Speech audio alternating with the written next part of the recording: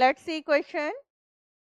For elements boron, carbon, nitrogen, lithium, beryllium, oxygen and fluorine, the correct order of first ionization enthalpy is.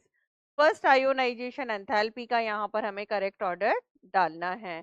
तो ionization energy across the period increase करता है ionization energy. यहाँ आपको across the period जो factors देखने होते हैं, वहाँ हमारे पास में फर्स्ट फैक्टर होता है इफेक्टिव न्यूक्लियर चार्ज. अगर इफेक्टिव न्यूक्लियर चार्ज बढ़ेगा तो आयोनाइजेशन एनर्जी बढ़ेगा. आयोनाइजेशन एनर्जी क्या होता है? Energy required to remove electron from outer most shell of neutral gaseous atom. तो न्यूट्रल गैसियस एटम से जब हम एक इलेक्ट्रॉन निकालते हैं तो जितना एनर्जी हमें प्रोवाइड करना पड़ता है, that is known as ionisation energy. पर left to right across the period जो आयोनाइजेशन एनर्जी है वो डिपेंड करती है effective nuclear charge. Effective nuclear charge बढ़ेगा, आयोनाइजेशन एनर्जी बढ़ेगा. सेकंड वो करता है पेनिट्रेशन पावर. पेनिट्रेशन पावर बढ़ेगा तो भी आयोनाइजेशन एनर्जी बढ़ेगा. और थर्ड हम चेक कर रहे होते हैं जब पेनिट्रेशन पावर के बाद में स्टेबल इलेक्ट्रॉनिक कॉन्फ़िगरेशन. तो अगर दो सक्सेसिव एलिमेंट में एक का स्टेबल इलेक्ट्रॉनिक कॉन्फ़िगरेशन है और दूसरे का लेस स्टेबल है, तो स्टेबल इलेक्ट्रॉनिक कॉन्फ़िगरेशन से इलेक्ट्रॉन रिमूव करना डिफिकल्ट होगा, तो उसका आयोनाइजेशन एनर्जी क्या होगा? बढ़ जाएगा.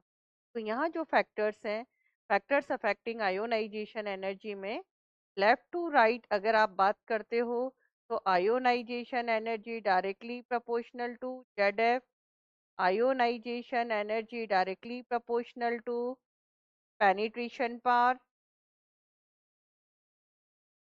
और ionization energy directly proportional to stable electronic configuration. Stable electronic configuration. देखिए, यहाँ हम जब सेकंड पीरियड की बात लेते हैं, lithium, beryllium, boron, carbon, nitrogen and lithium, beryllium, boron, carbon, nitrogen, oxygen and fluorine. Lithium, beryllium, boron, carbon, nitrogen, oxygen and fluorine. Lithium के valence shell में होता है, यहाँ हम ऐसा लिख सकते हैं, helium 2s1, helium 2s2,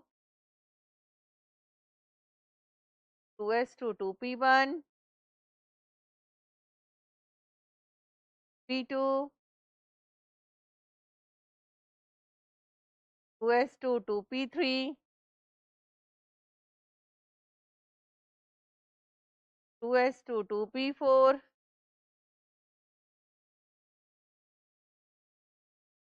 2s2 2p5. यहाँ इलेक्ट्रॉन हमें कहाँ से निकालना है? एस से. एक इलेक्ट्रॉन निकालने के बाद ये स्टेबल इलेक्ट्रॉनिक कॉन्फ़िगरेशन अचीव कर लेगा, तो इसका आयोनाइजेशन एनर्जी कम होगा.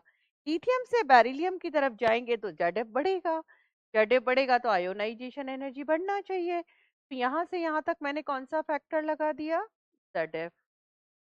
जेड तो बढ़ ही रहा है पर यही डोमिनेट भी कर रहा है. जेड यहाँ भी बढ़ रहा है पर बोरोन में इलेक्ट्रॉन 2p से रिमूव हो रहा है और बेरिलियम में इलेक्ट्रॉन 2s से रिमूव हो रहा है. तो यहाँ से यहाँ तक जाने पर जब हम बात करेंगे तो penetration power of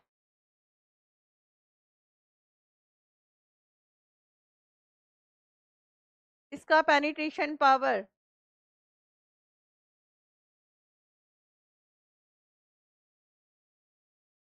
of 2s is more than 2.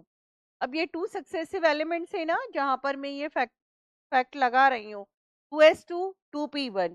तो 2p1 में से इलेक्ट्रॉन निकालने के लिए कम एनर्जी लगेगा, एक इलेक्ट्रॉन निकलने के बाद वो 2s2 जो है वो फुली फिल्ड हो जाएगा, तो ये स्टेबल हो जाएगा.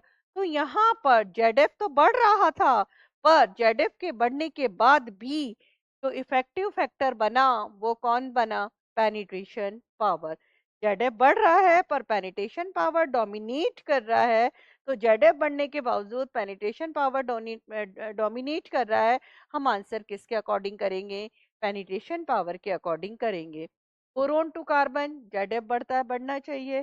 कार्बन से नाइट्रोजन जेड-एफ फैक्टर देख लेंगे ओनली। बट नाइट्रोजन से ऑक्सीजन पे जब हम जाएंगे तो नाइट्रोजन में इलेक्ट्रॉन हमें p3 से निकालना है और ऑक्सीजन में इलेक्ट्रॉन p4 से निकालना है। ये इलेक्ट्रॉन रिमूव नहीं करना चाहेगा, फोर्सली इलेक्ट्रॉन रिमूव करना पड़ेगा, तो आयोनाइजेशन एनर्जी बढ़ जाएगी।